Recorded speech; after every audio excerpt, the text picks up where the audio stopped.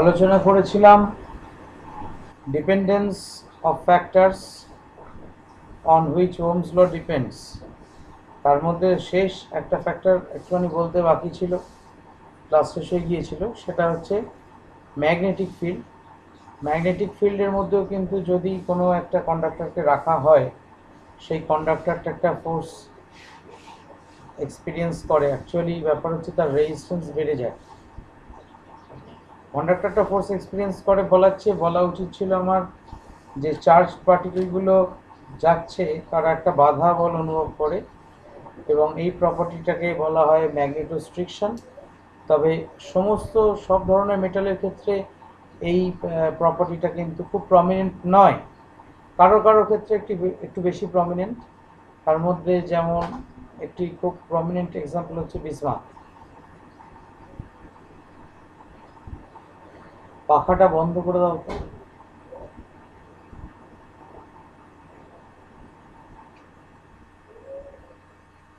বেশ, sir resistance কমে যায় বললেন?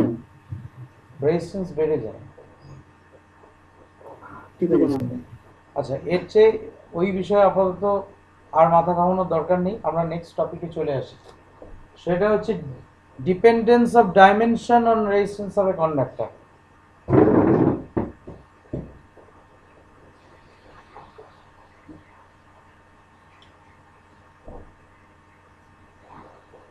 Dependence of dimensions of a conductor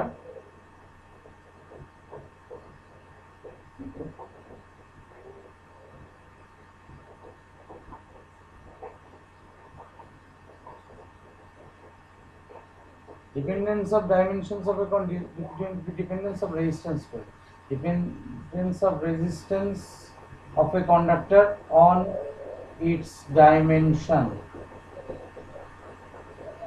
ঠিক, অর্থাৎ ধরো একটা কন্ডাক্টর আছে, এইরকম ক্রস সেকশনাল এরিয়া তার, এইটা হচ্ছে তার লেন্থ L1। এবার আমি একই ক্রস সেকশনাল এরিয়ার একটা ডাবল লেন্থ নিয়েছি, এইটা লেন্থ ধরো L2। একই ক্রস সেকশনাল এরিয়া, এর যদি রেজিস্ট্যান্স হয় R1, এর রেজিস্ট্যান্স হয় R2, এখানে দেখা যাবে যে R2 ইজ টোয়াইস R1, অর্থাৎ লেন্থটাকে if L2 is twice L1, যদি আমরা লেন্থটাকে দ্বিগুণ করি তাহলে রোধটাও দ্বিগুণ হয়েছে। অর্থাৎ sir L2 equals to 2L1 হবে না? হ্যাঁ বলো, L2 ইকুয়ালস টু 2L1 হবে না ইফ? টুটা লিখতে ভুলে গেছি, ঠিক। অতএব তার মানে রেজিস্ট্যান্সের সঙ্গে লেন্থের যে রিলেশন সেটা হচ্ছে R is proportional two L, দৈর্ঘ্যের সঙ্গে সমানুপাতে। এরপরে আর একটা ছবি আঁকছি, ধরো এইটা একটা কন্ডাক্টর, এইটা হচ্ছে তার ক্রস সেকশনাল এরিয়াটা হচ্ছে A1। এর আমি মোটামুটি আর একটা একই লেন্থের আর একটা কন্ডাক্টর নিলাম, তার এরিয়াটা হচ্ছে A2। এবার ধরা যাক A2 ইজ 4 টাইমস A1। এটার রোধ যদি R1 হয়, এটার রোধ যদি R2 হবে, R2 যদি হয়, তাহলে দেখবো R2টা হয়ে যাবে 1/4 টাইমস R1। অর্থাৎ এটা 4 টাইমস হলে এটা 1/4 টাইমস হয়ে যাবে। অর্থাৎ যেটা বলতে চাইছি, এর বেলায় যেমন সমানুপাত সম্পর্ক পেয়েছি, এর বেলায় কিন্তু ব্যস্তানুপাত সম্পর্ক, অর্থাৎ এর বেলায় সম্পর্কটা দাঁড়াচ্ছে R is proportional to 1/a। আচ্ছা, এখানে একটা কথা লেখা হয়নি, when a is constant, আর এর বেলায় একটা কথা লেখা হয়নি, when L is constant। Sir A মানে? L মানে হচ্ছে দৈর্ঘ্য, আর A হচ্ছে প্রস্থচ্ছেদের ক্ষেত্রফল। A হচ্ছে প্রস্থচ্ছেদের ক্ষেত্রফল। স্যার বলছি যে এখানে যে ডিফারেন্সটা রয়েছে সেটা কি কেবলমাত্র রোধের ক্ষেত্রে, মানে আমি যদি দু ক্ষেত্রেই তড়িৎ প্রবাহ মাত্রাটা মাপি, তাহলে প্রথম যে কেসটা করেছেন আর দ্বিতীয় যে কেসটা করেছেন নির্দিষ্ট সময় সাপেক্ষে তাদের প্রবাহ মাত্রা কি এক হবে, তড়িৎ প্রবাহ মাত্রা? এইটার মধ্যে হ্যাঁ মানে ধরো প্রথম কেসটাতে আপনি যেমন করেছেন যে একটা মানে দুটো পরিবাহী, তার মধ্যে একটার থেকে আরেকটা দৈর্ঘ্য বড়, আর সেকেন্ড কেসে আপনি করেছেন যে একটার থেকে আরেকটা প্রস্থচ্ছেদ বেশি, তো মানে হ্যাঁ প্রস্থচ্ছেদের ক্ষেত্রফলটা বেশি। তো এই দুটো ইন্ডিভিজুয়াল কেসগুলোতেই আমি প্রথম কেসটা ধরছি, যে প্রথম কেসে একদম প্রথম ছোট পরিবাহীটার মধ্যে দিয়ে আমি একবার একটা নির্দিষ্ট সময় ধরে তড়িৎ পাঠালাম, দিয়ে তার তড়িৎ প্রবাহ মাত্রা মাপলাম, আর ওই একই সময় ধরে তার পরের লম্বা পরিবাহীটার মধ্য দিয়ে আমি পাঠালাম তড়িৎ, এবং তার তড়িৎ প্রবাহ মাত্রাটা মাপলাম। তাহলে দুটো ক্ষেত্রেই কি একই হবে? সেটা তো তুমি কতটা তড়িৎ পাঠিয়েছো তার উপর নির্ভর করবে।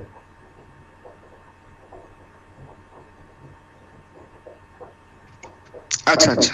স্যার হ্যাঁ, sir R is proportional to A আর R is inversely proportional to A, এই দুটো কি যৌগিক দিকের সূত্রটা অবলম্বন করে এবং করে না? কিসের কি অবলম্বন করে বুঝতে পারলাম না কথাটা। যৌগিক ভেদ? হ্যাঁ যাবো, সেটা সেখানে এখনো যাইনি। হ্যাঁ লিখতে পারবো, সেটা এখনো যাইনি, যাচ্ছি। আর দাঁড়ান বলে লাভ নেই, মুছে দিয়েছি যখন। এরপরে নেক্সট দাঁড়ান হচ্ছে ভিডিওকে বলো, ইউটিউবে দেওয়ার পর ভিডিও পজ করো।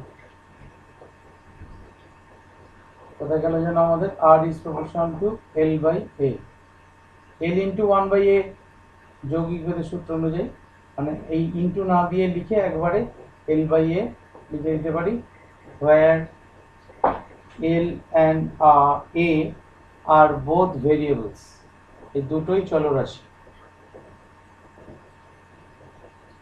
বেশ, এবার এই সম্পর্কটাকে সমীকরণের চেহারা দিতে গেলে একটা কনস্ট্যান্ট টার্ম দরকার হয়। এই কনস্ট্যান্ট টার্মটাকে এই পদটা দিয়ে লেখা হয়। এটা একটা গ্রিক অ্যালফাবেট, এর উচ্চারণ হচ্ছে এইটা রো, রোহো নয় রো, এবং এটা হচ্ছে এই ক্ষেত্রে তাহলে constant of proportionality.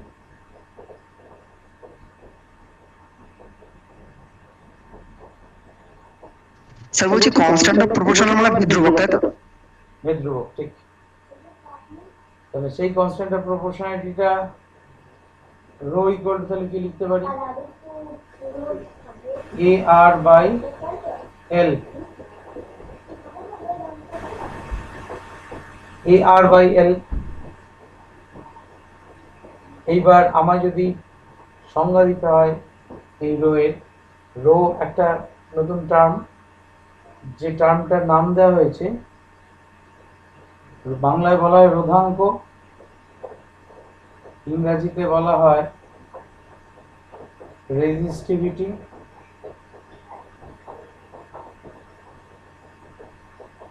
or specific resistance, দুটো নামেই ডাকা হয়।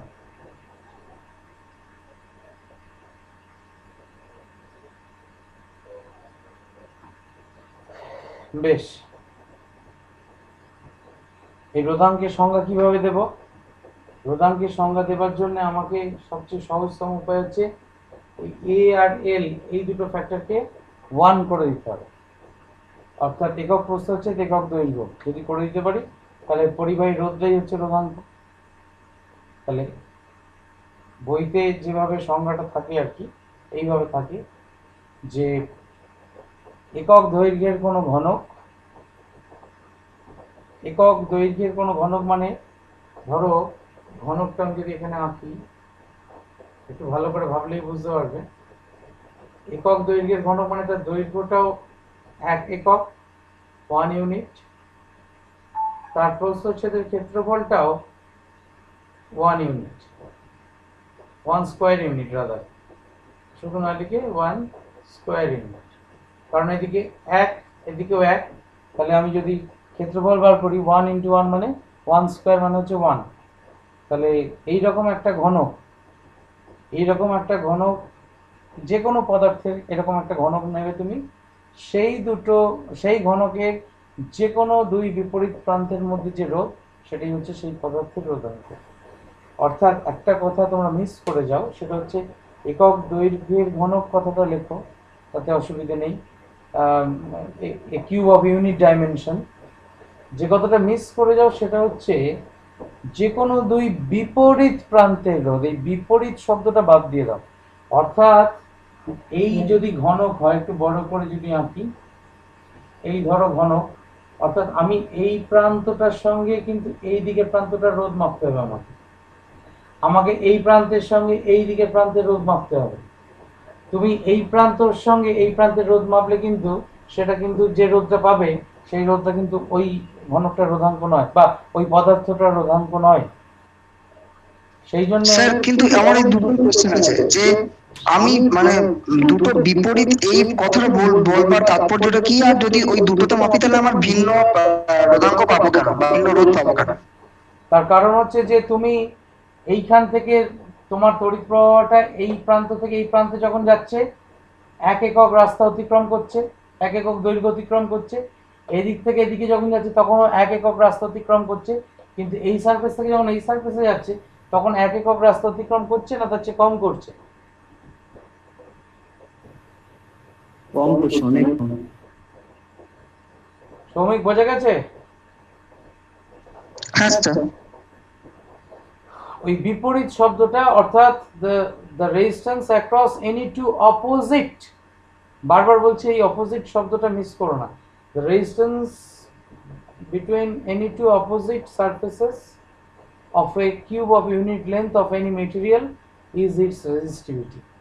অর্থাৎ একক দৈর্ঘ্য বিশিষ্ট কোনো ঘনকের যে কোনো দুই বিপরীত প্রান্তের মধ্যে রোধ কি সেই পদার্থে, মানে অর্থাৎ ঘনকটা যে পদার্থ দিয়ে তৈরি সেই পদার্থের রোধাঙ্ক বলা হয়। এবং রোধাঙ্ক যে প্যারামিটারটা সেটা তার মানে কার ধর্ম না মেটেরিয়ালের ধর্ম, অর্থাৎ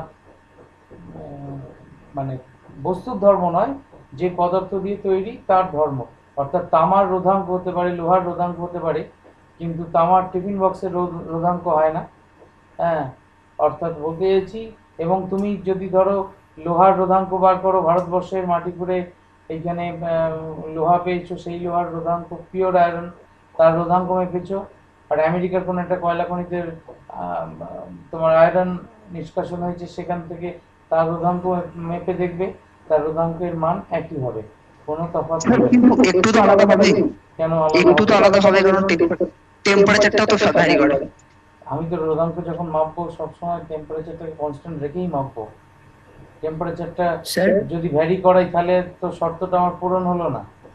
অর্থাৎ ব্যাপার হচ্ছে যে তুমি এখানে ধরা যাক মানে এই আমাদের এইখানে পঁচিজোড়ে শান্তি সুইটস বলে একটা মিষ্টির দোকান আছে, সেইখানে এখন খুব ছোটো ছোটো রসগোল্লা তৈরি করছে। সেইখানে ধরো তুমি 5টা রসগোল্লা খেলে তোমার কিছুই পেট ভরলো না, আবার তুমি সেই 5টা রসগোল্লা সিউড়িতে কোনো একটা দোকানে বেশ বড় বড় রসগোল্লা বানায়, সেইখানে কিনে খেলে তোমার পেট ভরে গেল। তা তুমি তখন বলবে যে স্যার একটু তো আলাদা হলো, ওখানকার রসগোল্লা খেলাম পেট ভরলো না, এখানকার রসগোল্লা খেলাম পেট ভরে গেল, এটা স্যার কী করে হলো? তার মানে আমাকে রসগোল্লার সাইজটা কনস্ট্যান্ট রাখতে হবে, সেই রকমই আর কি এখানে টেম্পারেচারটা অবশ্যই কনস্ট্যান্ট রেখেছে। বিক্রম কি বলছিল বল। আর স্যার স্যার তাহলে যখন আমি রোধাঙ্কের সংজ্ঞা লিখবো তখন আমার মধ্যে এটা অবশ্যই উল্লেখ করতে হবে যে উষ্ণতা এবং অন্যান্য ভৌত অবস্থায় যখন স্থির তখন একটি ঘনকের মানে একক মানে দৈর্ঘ্যের ঘনকের হ্যাঁ, ওই কথাটা লিখে দেবে তো বটেই, উষ্ণতা এবং অন্যান্য ভৌত অবস্থা অপরিবর্তিত থাকে। উষ্ণতা এবং অন্যান্য ভৌত অবস্থা অপরিবর্তিত থাকলে পদার্থের রোধ তার দৈর্ঘ্যের সমানুপাতে, হ্যাঁ পদার্থের রোধই বলি, পদার্থের রোধ দৈর্ঘ্যের সমানুপাতিক হয়, প্রস্থচ্ছেদের ব্যস্তানুপাতিক হয়। অর্থাৎ এই যে দৈর্ঘ্যের সমানুপাতিক সম্পর্কটা, এইটা কেবলমাত্র এই এটাকে তুমি তখন ধ্রুবক রেখেছো, আর এর সঙ্গে যেমন সম্পর্ক বার করেছো এলটাকে ধ্রুবক রেখেছো তা নয়, তার সঙ্গে ওহমের সূত্রে যাবতীয় যতগুলো ফ্যাক্টর ছিল সবকটাকেই তুমি অপরিবর্তিত রেখেছো। হ্যাঁ, তার কারণ স্যার ওই দুটো যখন প্রথম ভেদ তৈরি করছি মানে আর এই ইনভার্সলি প্রপোর্শনাল উইথ এ, এই দুটো যখন আমি ভেদ তৈরি করছি তখন তো ওটা আমি কনসিডার করেই ভেদটা তৈরি করছি। একদম।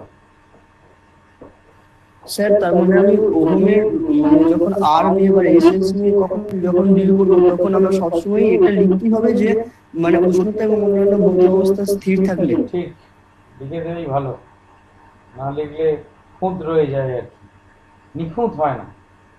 তাহলে এবার বলো ঠিক আছে। রোয়ের একক কি হবে? এ মানে ক্ষেত্রফল, তার একক সেন্টিমিটার স্কোয়ার। এল দৈর্ঘ্য, তার একক সেন্টিমিটার। সেন্টিমিটার। তাহলে সেন্টিমিটার স্কোয়ার উপরে, তাহলে sir centimetre. Centimetre square by centimetre equal to centimetre হবে। তাহলে আর রোদের একক, আর রোদের একক হচ্ছে ওম, সেন্টিমিটার। তাই তো? তাহলে ওম সেন্টিমিটার, ওহম মিটার। ওম মিটার যদি ওহম এসআই মিটার। ওম মিটার।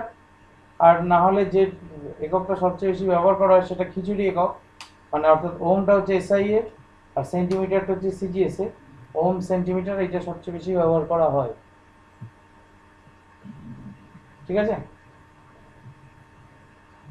মানে স্যার বুঝলাম না, বলুন। অর্থাৎ বাস্তবে রোধের মানে রোধাঙ্কের একক হিসেবে ওম সেন্টিমিটারটার ব্যবহারটাই বেশি আর কি, সবচেয়ে। ওম মিটার হিসেবে লেখা খুব কমই হয়, যদিও ওম সেন্টিমিটারটা একটা খিচুড়ি একক। অর্থাৎ হ্যাঁ, তোমার কারণ ওহমটা তো স্যার এসআই কেন হয়? ওমটা তো এসআই একক। স্যার হ্যাঁ, কিন্তু কেন এটা কেন হয়? আমাদের তো এক এককে নিয়ে গিয়ে কাজ করতে হয়। যখন কাজ করবে, অঙ্ক কষবে যখন, তখন একই এককে নিয়ে যাবে।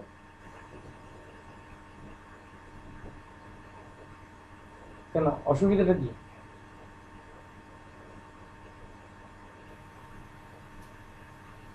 আমরা তো ধরো এরকম খিচুড়ি সিস্টেম অভ্যস্ত, এরপরেও আর একটা খিচুড়ি যেমন sir joule per calorie. Joule per calorie, ঠিক, ক্লাস 9 এ ছিল, আবার আসবে একটু বাদে। আচ্ছা, এই নিয়ে আশা করি প্রশ্ন নেই। এরপর যে জিনিসটা আলোচনায় আসবে সেটা হচ্ছে তড়িৎ চালক বল, যেটা অনেকদিন পেন্ডিং আছে আলোচনাটা। তড়িৎ চালক বল, প্রথমেই বলে রাখি, এটা কোনো বল নয়। হ্যাঁ, বল, দুর্বল, সবল কিছুই নয়। এটা কি? এটা একটা বিশেষ ধরনের বিভব প্রভেদ। কি বিশেষ ধরনের? না, কোনো একটা জায়গায় বা কোনো একটা বর্তনীর একটা অংশে যখন সেই বর্তনী অন্য অংশকে কোনো পাওয়ার সাপ্লাই করে না, অর্থাৎ ইলেকট্রিক কারেন্ট ফ্লো হয় না সেখান থেকে কোনো, সেই অবস্থায় ওই বর্তনীর দুই প্রান্তের বিভবের যে পার্থক্য, সেটাই হচ্ছে ওই দুই প্রান্তের তড়িৎচালক বল। কিছুই বুঝতে পারলাম না স্যার, কি যে বললেন। আচ্ছা, এখানটাকে মুছি, তারপর এক এক করে আসছি।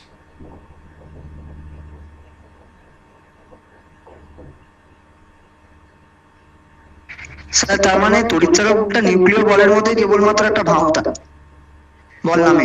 নিউক্লিয় বলটা বলই, ভাঁওতা দিয়েও তো বল প্রয়োগ করা যাচ্ছিল নিউক্লিয় বলের হ্যাঁ, তা যাচ্ছে। এখানে কিন্তু বল সবচেয়ে প্রয়োগ করা শক্তিশালী যাবে বল প্রয়োগ করা যাচ্ছিল ক্ষমতা দিয়ে। এখানে বল প্রয়োগ করা যাচ্ছে না, এখানে বাস্তবে তাই ইলেকট্রনকে হয়। গতিশীল করা যাচ্ছিল, যাবে আর কি।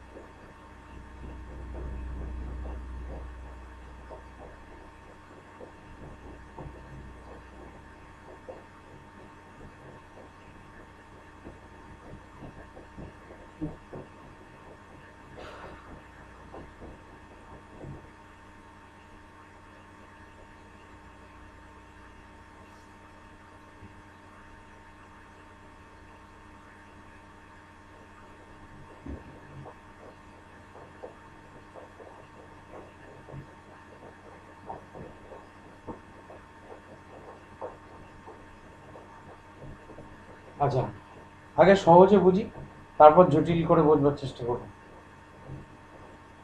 দুটো কোষ, বৈদ্যুতিক কোষ নেওয়া হয়েছে।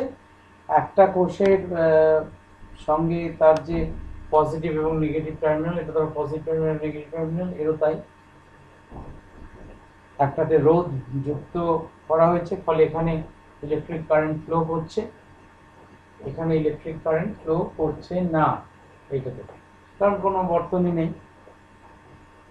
এই অবস্থায় এই দুটো প্রান্তের মধ্যে যে বিভবের পার্থক্য সেটাকে আমরা বলবো তড়িৎ চালক বল। আবার ইয়ে করে সংক্ষেপে বলবো না, সন্ধি করে তড়িৎ চালক বল কোথায় কোথাও লেখা থাকে। তড়িৎ আর চালক খণ্ডত্ব আর চয়ের সন্ধি করে চয় চয় করে দেওয়া হয়। আমরা অত কাণ্ডে যাব না, তড়িৎ চালক বল আলাদা করেই লিখবো। এর ক্ষেত্রে তড়িৎ চালক বল উপস্থিত আছে বলা হয়, আর এর বেলায় বিভব প্রভেদ উপস্থিত আছে। এই দুটো প্রান্ত, অর্থাৎ এই প্রান্তটা ধরো, এই প্রান্তটা বি, এখানে এ, এটা বি, এখানে এটা বিভব প্রভেদ। স্যার তার মানে কেবলমাত্র এই তড়িৎচালক বলের উপস্থিতিটা কেবলমাত্র মুক্ত বর্তনী ক্ষেত্রেই উপস্থিত। বলছি পোটেনশিয়াল ডিফারেন্স, এটাকে বলা হয় ইলেকট্রোমোটিভ ফোর্স।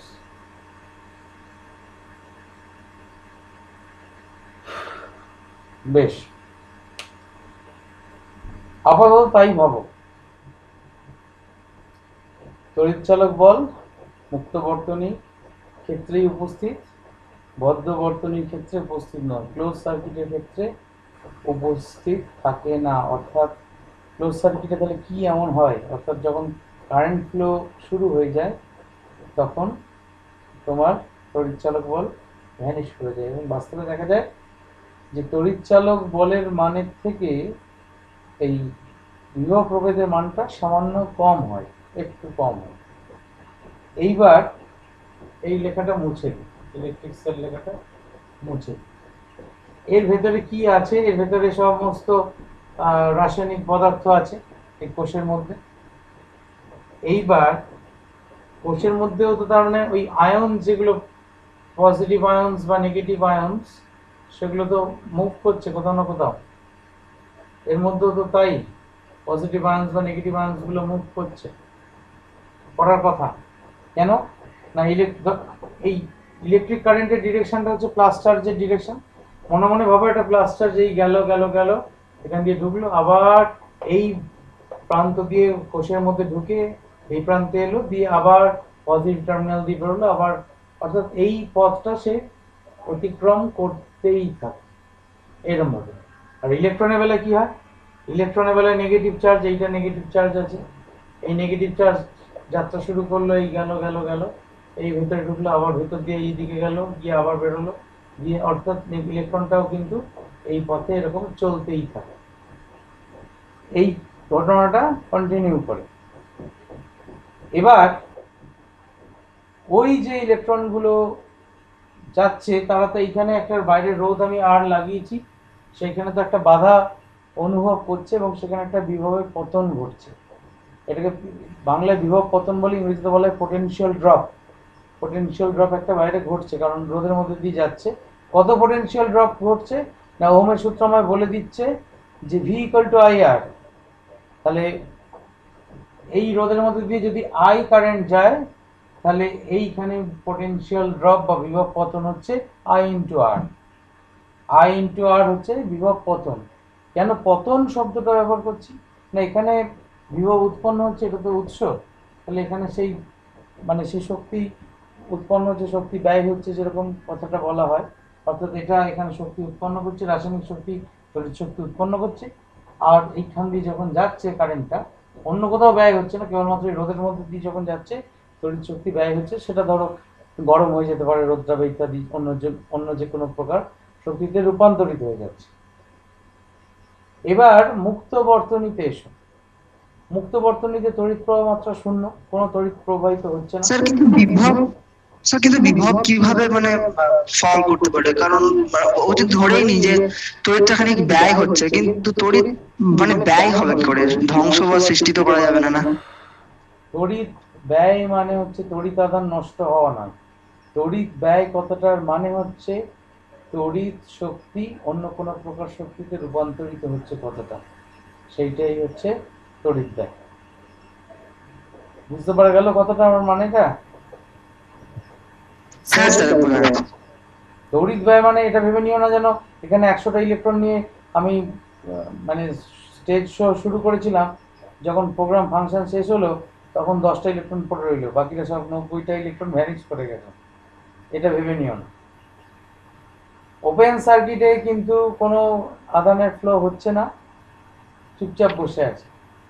এবার এক্ষেত্রে একটা জায়গা আমায় বোঝার আছে, বলারও আছে, সেটা হচ্ছে যে দেখো এই যে ক্লোজ সার্কিট, এইখানে তো একটা বাধার সম্মুখীন হচ্ছে তড়িৎ প্রবাহটা, কিন্তু এইখান থেকে এই যে তড়িৎদ্বারগুলো ভিতরে প্রবিষ্ট আছে, অর্থাৎ এক তড়িৎদ্বার থেকে যে আরেক তড়িৎদ্বারে যে আয়নগুলো কোষের মধ্যে কারা তড়িৎ আধানকে বয়ে নিয়ে যায়, আয়নগুলো পজিটিভ আয়ন হতে পারে, নেগেটিভ আয়ন হতে পারে, ক্যাটায়ন আয়ন দুই হতে পারে। পজিটিভ আয়ন এক প্লেট থেকে আরেক প্লেটের দিকে যাবে, আর নেগেটিভ আয়ন উল্টো দিকে যাবে। তা আমার যেটা বক্তব্য সেটা হচ্ছে যে এইখানেও তো আয়নগুলো, এখানে একটা কিছু দ্রবণ টবণ আছে, অর্থাৎ এখানে কোনো একটা তড়িৎ বিশ্লেষ্য বা ওই জাতীয় কোনো একটা কিছু ভরা আছে, সাধারণভাবে অ্যাসিড থাকে কিছু ভরা। তাহলে সেই অ্যাসিডের মধ্য দিয়ে এই আয়নগুলো, অ্যাসিডের আয়নগুলো উপস্থিত আছে নিশ্চয়ই, সেই আয়নগুলোকে ঠেলে ঠেলে এই সরে সরে আমার ওখানে ডিউটি আছে পজিটিভ চার্জ। আমি যেমন আজ ভুলে গিয়েছিলাম তোমাদের ক্লাসের কথা, সত্যিই ভুলে গিয়েছিলাম। স্কুলে আজকে লকডাউনের দিনেও স্কুল যেতে হয়েছিল, বিশেষ দরকার প্রধান শিক্ষক ডেকে পাঠিয়েছিল আমাদের একাডেমিক কাউন্সিলকে। তারপরে 8-এর ক্লাস নিয়েছি, এসে বাড়ি এসেছি, আর তোমাদের যে 10-এর ক্লাস আছে আর মাথায় নেই। এই সবে খেয়ে দিয়ে উঠেছিলাম।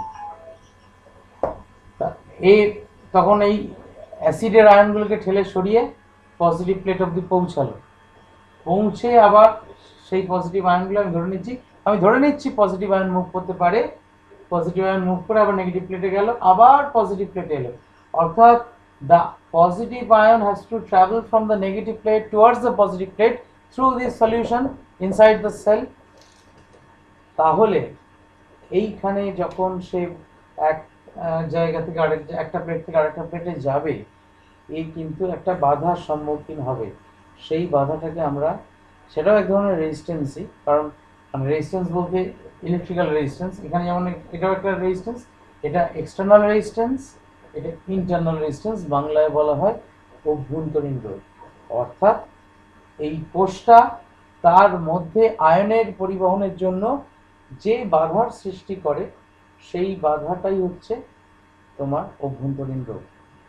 তাহলে ধরা যাক এখানে অভ্যন্তরীণ রোধটা, এখানে বহিঃস্থ রোধটা, এক্সটার্নাল রেজিস্ট্যান্সটা ক্যাপিটাল আর দিয়ে লিখেছি, অভ্যন্তরীণ রোধটা স্মল আর দিয়ে লিখি, অ্যাজ ইফ যেন এই বর্তনীতে এইখানেও একটা এরকম রোধ কাজ করছে, যে রোধটার মধ্যে দিয়ে এই আই কারেন্টটাকে ফ্লো করতে হচ্ছে। হ্যাঁ বলো, কি বলছো? স্যার তাহলে মানে এক্সটার্নাল রেজিস্ট্যান্সটা ওটা পরিবাহীর দ্বারা দেওয়া রোধ, আর ইন্টারনাল রেজিস্ট্যান্সটা কোষের অভ্যন্তর মানে কোষ নিজে থেকে যে রোধটা দিচ্ছে সেটা, তাই তো? হ্যাঁ, মানে উৎস যে রোধটা নিজে দিচ্ছে,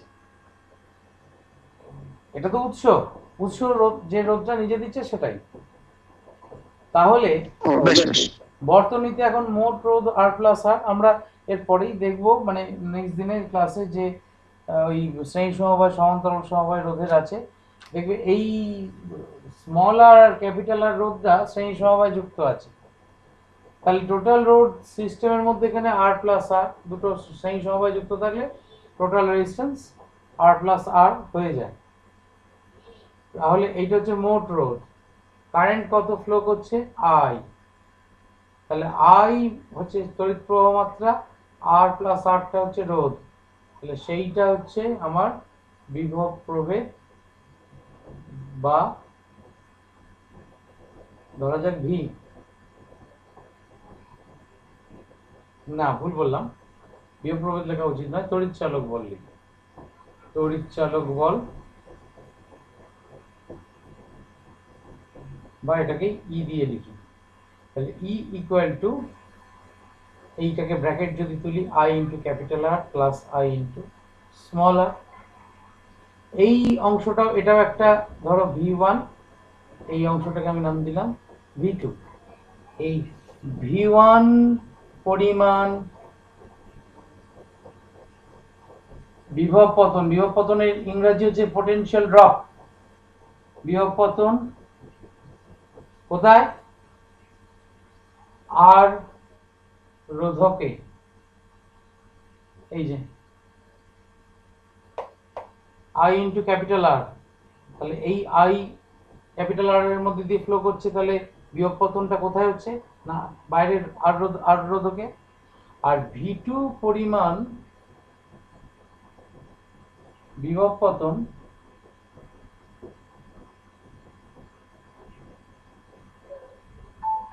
এটা হচ্ছে স্মল আর রোধকে। তো স্মল আর রোধকটা কি না অভ্যন্তরীণ রোধ। কি জন্য তৈরি হয়েছে না সলিউশনের মধ্যে দিয়ে যে আয়ন মুভমেন্ট, সেই আয়ন মুভমেন্টের জন্য তৈরি হয়েছে। আয়ন মুভমেন্ট খুব ফ্রিলি হয় না, সেই আয়নটা মুভ করবার সময় যে বাধাটা পায় সেইটার জন্য এই স্মল আর রোধটা তৈরি হয়েছে। এইবার আমি শেষ করে নিই একটুখানি। এই আই আর এইটাকে তো তড়িৎচালক বল নাম স্যার দিয়েছি। এটা একটু বলে দেবেন না? হ্যাঁ এই যে বোর্ডে যেটা লিখেছেন হ্যাঁ বলো। স্যার, ওই বোর্ডের লাইন লিখলেন ওটা ইংলিশ বলে দেবেন? কোনটা বলো তো? এইটা, এই জায়গাটা হ্যাঁ স্যার। V1 পরিমাণ বিভব পতন আর রোধকে, V1 হ্যাঁ sir. drop of potential in R resistor, capital R resistor, আর V2 drop of potential in small r resistor। potential drop বলে দিলাম যে বিভব পতন, drop of potential। এই ক্যাপিটাল আই আর অংশটাকে এইটাকেই বলা হয় বিভব প্রভেদ।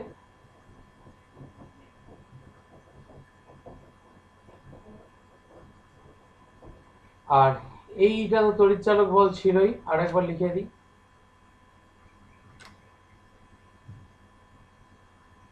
তাহলে আই ইন্টু স্মল আর, দেখো বিভব প্রভেদের সঙ্গে আর একটা পজিটিভ কোয়ান্টিটি যোগ হওয়ার ফলে তড়িৎচালক বল পাচ্ছি। তার মানে দাঁড়ালো কি ই ইকুয়াল টু আই আর। এইটাকে আমি যদি এবার V1 V2 ভুলে যাও, আমরা এক কাজ করছি, এই বিভব প্রভেদটাকে ক্যাপিটাল ভি দিয়ে লিখছি, এই বিভব প্রভেদ টার্মটাকে। তাহলে আমার রিলেশনটা কি দাঁড়ালো ভি প্লাস আই আর। তাহলে naturally E is greater than V, তড়িৎচালক বলের মানটা ভি এর থেকে বেশি। এইবার প্রশ্ন হচ্ছে যে তাহলে মুক্ত বর্তনীতে এই ঘটনাটা ঘটছে না কেন? না মুক্ত বর্তনীতে কারেন্টের ভ্যালু কত, আই এর ভ্যালু কত? স্যার আমরা মুক্ত বর্তনীতে স্যার আমরা যেহেতু হ্যাঁ বলো। আমরা যেহেতু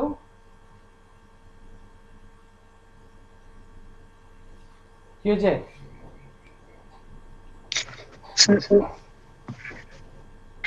আমরা যেহেতু মানে ধরুন মানে যখন বদ্ধ বর্তনীর ক্ষেত্রে তড়িৎ মানে যখন তড়িৎটা প্রবাহিত হয় তখন বিভব প্রভেদ বলতে আমরা কেবল ওই দুটো পয়েন্টের বাইরের রোধটাকেই ধরি, বা মানে তাদের ভুল বলছি, রোধ বলতে আমরা কেবল বাইরের একটু রোধটাকেই ধরি, এক্সটার্নাল রেজিস্ট্যান্সটাকে, কিন্তু ভেতরের রেজিস্ট্যান্সটাকে ধরি না বলেই কি তড়িৎচালক বলের সাথে এই পার্থক্যটা হয়?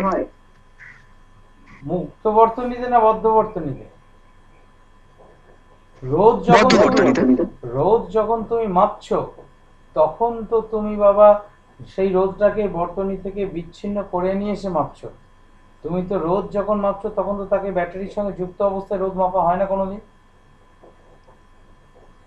না ওই জন্যই তো বলছি যে মানে যখন আমরা রোধটা পরিমাপ করি তখন আমরা ইন্টারনাল রেজিস্ট্যান্সটাকে মাপি না। ওইভাবে রোধ পরিমাপ করা যায় না। রোধকে পরিমাপ করতে হলে রোধটাকে ডিসকানেক্ট করে বর্তনী থেকে খুলে নিয়ে তার দুই প্রান্তে মিটার ঠেকিয়ে মাপতে হয়।